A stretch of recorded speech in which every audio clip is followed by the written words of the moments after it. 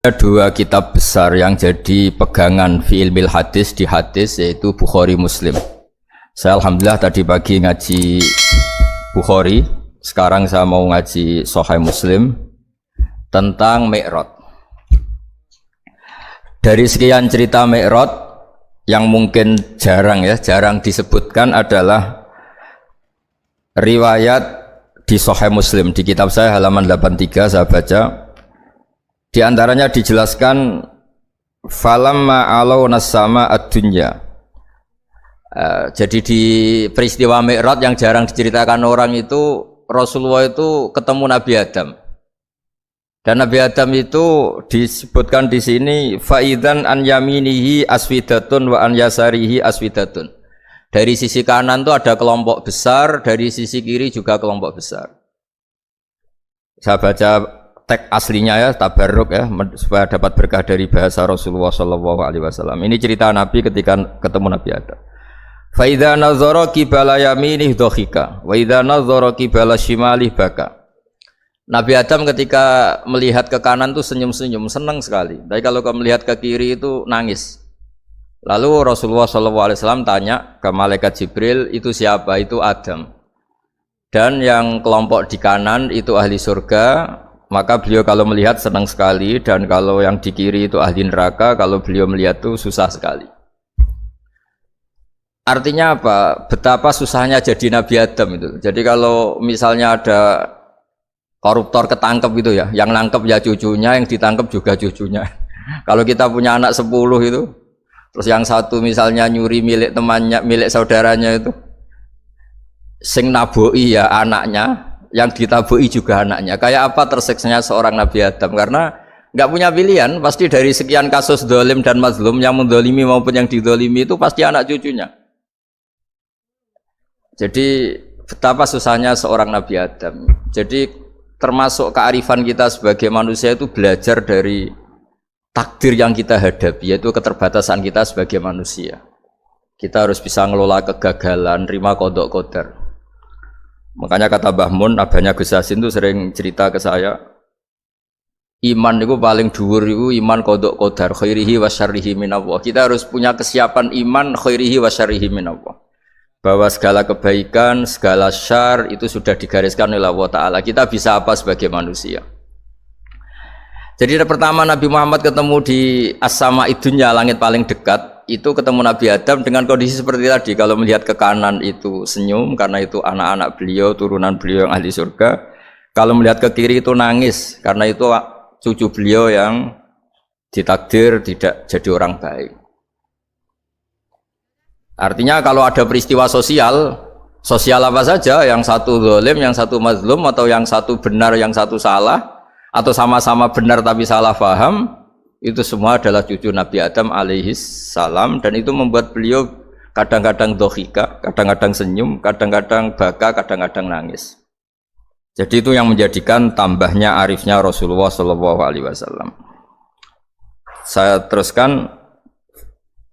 Qultu ya Jibril man hadha? Qal hadha Adam wa hadhil aswida an yamini wa an shimali nasamu bani fa ahlul yamin ahlul jannah wal aswida allati an shimali ahlun nar fa idza nazara qibala yamini dhahika wa idza nazara qibala shimalihi baka. Itu seperti misalnya kita punya anak 5, yang satu sukses jadi profesor doktor atau jadi orang alim, yang satu sekolah saja agak naik, misalnya sudah agak naik, ngentekno dunya itu nghabiskan harta itu kan. Tapi barokahnya itu mungkin kita mau jadi sombong tidak jadi gitu, karena punya anak yang nggak sukses. Mungkin barokahnya punya anak nggak sukses itu meredam keangkuhan kita, terus kita menjadi orang yang sopan dengan tetangga, dengan orang lain karena dipaksa punya hal-hal yang seperti itu. Jadi semua yang ditakdir Allah kalau kita ridho itu pasti baik. Karena ya kata yang ngarang kitab hikam itu, orang tawadhu itu kalau dinasihati pakai teks saja tidak cukup. Kalau punya utang tuh tawaduk sendiri gitu, guyonannya orang-orang kiai gitu. Ada orang sombong, supaya ada sombong kalau dia ketemu orang yang ngutangin tuh pasti sopan sendiri. Jadi kalau dinasehati suruh sopan susah, tapi kalau ketemu orang yang ngutangin atau ketemu orang yang dia butuh pasti dengan sendirinya sopan sendiri. Atau ketemu orang yang menjadikan anaknya dapat pekerjaan, menjadikan keluarganya dapat job pekerjaan, pasti dia sopan sendiri karena utang jasa. Nah kalau kita pasti sopan sama orang yang ngutangi kita, yang menolong kita, apalagi dengan Allah Ta'ala yang semua yang kita pakai pasti dari Allah Ta'ala. Dengan demikian sudah keharusan kita sangat-sangat sopan pada Allah Ta'ala. Yang implementasinya dengan sujud dan dengan sholat. Itu juga yang dibawa dari hasil Mi'raj. Ini saya baca teksnya ya, saya tadi jam 9 baca Bukhari di Kudus sama beberapa habaib, Alhamdulillah. Sekarang saya teruskan dengan Sahih Muslim. Termasuk kitab 6 yang paling dipakai ahli sunnah itu Al-Kutubus Sittah, yang paling pokok itu adalah Bukhari Muslim. Terus kemudian naik-naik terus ketemu Marartu bi Musa alaihi salam. Ini nabinya Bani Israel. Saya kemudian ketemu dengan Nabi Musa alaihi salam. Nabi Musa itu nabinya Bani Israel. Jadi orang Bani Israel itu bawaannya itu protes. Protes itu komplain. Ketika makomnya beliau dilewati Rasulullah SAW, kelas beliau sebagai nabi, beliau nangis. Ketika nangis ditanya, "Ma yubkika, kenapa engkau nangis ya Musa?" Terus ini saya baca supaya seperti teksnya. Kata Nabi Musa, Rabbi hadza ghulamun ba'astahu ba'di yadkhulu min ummatihi al-jannata aktsaru mimma yadkhulu min ummati. Ini lelaki atau nabi junior, nabi yang datangnya setelah saya, mestinya senior saya. Tapi nabi ini sukses, umatnya lebih banyak masuk surga ketimbang saya.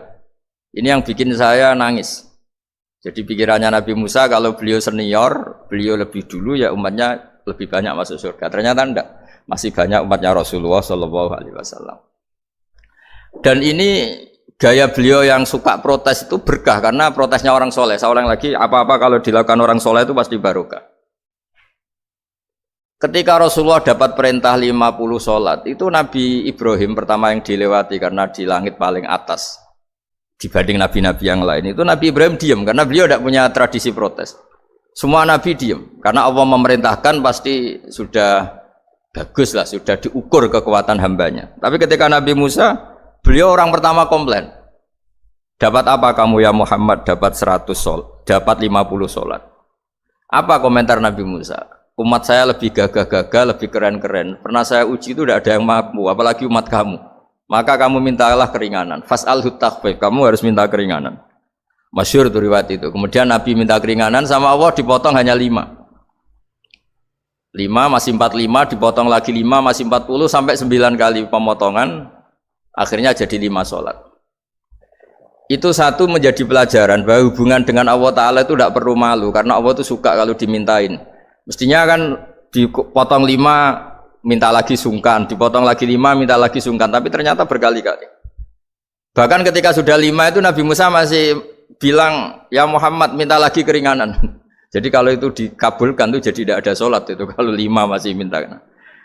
Nah, sampai Rasulullah itu tanya ke Jibril, ya Jibril bagaimana dengan gaya komplainnya Nabi Musa? Hiddah itu sering komplain. Jawabnya malaikat Jibril, ya roh hiddata, Allah tahu betul tentang komplainnya Musa dan Allah senang. Ya karena bawaan beliau begitu. Ini penting saya utarakan bahwa dalam Islam itu orang yang lemah lembut, yang samahah, Awwahun halim kayak Nabi Ibrahim itu juga Allah suka. Yang suka komplain tapi demi hak bukan demi konflik. Saya ulang lagi, demi hak bukan demi konflik juga Allah suka. Itu kita menjadi dapat sholat yang hanya 5 itu barokahnya komplainnya Nabi Musa. Karena kita yang lemah ini diukur dengan umat beliau yang kuat, ternyata umat beliau tidak kuat. Barokahnya tidak kuat itu dipakai tolak ukur, apalagi umatmu ya Muhammad. Kemudian itu yang menjadikan Nabi sebagai orang yang sangat tawaduk karena yang merintahkan itu senior. Meskipun kita tahu Nabi Muhammad itu Sayyidul Awwalin wal Akhirin, tapi secara lahir, secara jusmani beliau lahir paling belakang, dan secara lahir juga beliau Nabi paling terakhir. Jadi secara hukum adab beliau harus sopan. Tentu sopan itu jadi panutan kita. Meskipun kita tahu hakikat beliau adalah Sayyidul Awwalin wal Akhirin secara hakikat. Nanti kita bicara lebih jauh tentang jusmani dan ruhani. Nah akhirnya keturutan sampai 5 sholat yang kita lakukan sekarang itu barokahnya komplainnya Nabi Musa. Banyak di cerita-cerita kitab hadis Ketika Nabi Musa ngaji sama Nabi Khidir, itu komplainnya Nabi Musa menjadi fikih yang luar biasa, kata kitab Ibnu Hajar al-Asqalani Fathul Bari. Ketika beliau ngaji sama Nabi Khidir, kemudian Nabi Khidir itu dipinjemin perahu sama masyarakat. Sudah dipinjemin karena beliau majanan ya, dikasih gratis. Tapi di tengah-tengah perjalanan perahunya itu dilubangi. Nabi Musa komplain, akhirat tahali tukhriqo ahla, masa kamu lubangin padahal kamu naik, nanti gimana, kamu sudah pinjem, nggak bayar, masih ngerusak lagi, itu apa-apaan. Nabi Khidir ya relax saja, ilmu kamu belum cukup untuk menganalisis ini. Begitu juga ada 3 peristiwa yang Nabi Musa itu selalu komplain. Apa yang dikatakan Ibnu Hajar al-Asqalani itu kitab yang sangat bagus sekali. Justru dengan protes itu Nabi Musa punya kelas di atas Nabi Khidir, karena orang nggak boleh sukut alal mungkar, karena secara fikih orang itu tidak boleh mendiamkan sesuatu yang buruk. Kita tahu dalam aturan fikih di antara kewajiban kita adalah ingkarul mungkar, mengingkari sesuatu yang memang harus diingkari. Ya meskipun tentu tidak dengan sikap destruktif yang merusak dan apa, tapi yang nggak baik tentu kita ingkari. Perilaku Nabi Khidir yang melubangi perahu yang tidak miliknya, padahal yang punya perahu sudah menonton, itu perilaku yang nggak baik. Sehingga Nabi Musa protes. Justru protesnya Nabi Musa ini menjadikan beliau selalu di kelas fikih terbaik, yaitu ingkarul mungkar, mengingkari barang yang harus diingkari. Tapi tentu Nabi Khidir juga nggak salah, karena beliau punya perhitungan di depan nanti itu ada begal-begal, ada kekuatan yang nggak baik, yang selalu akan membegal perahu-perahu yang kondisinya sempurna. Nabi Khidir punya perhitungan, kalau ibarat mobil ini spionnya kok nggak dipecah, nggak diambil, itu termasuk mobil bagus, pasti digarong. Tapi gara-gara spionnya dipecah dulu sama Nabi Khidir, terus depannya dilumuri apa supaya agak menarik, ini selamat. Jadi perhitungannya Nabi Khidir, wa kana wara'uhum maliku ya'khudhu kulla safinatin ghusba. Di beberapa tafsir diartikan safinah ay sholihah, karena di depannya nanti akan ketemu orang-orang yang dolim.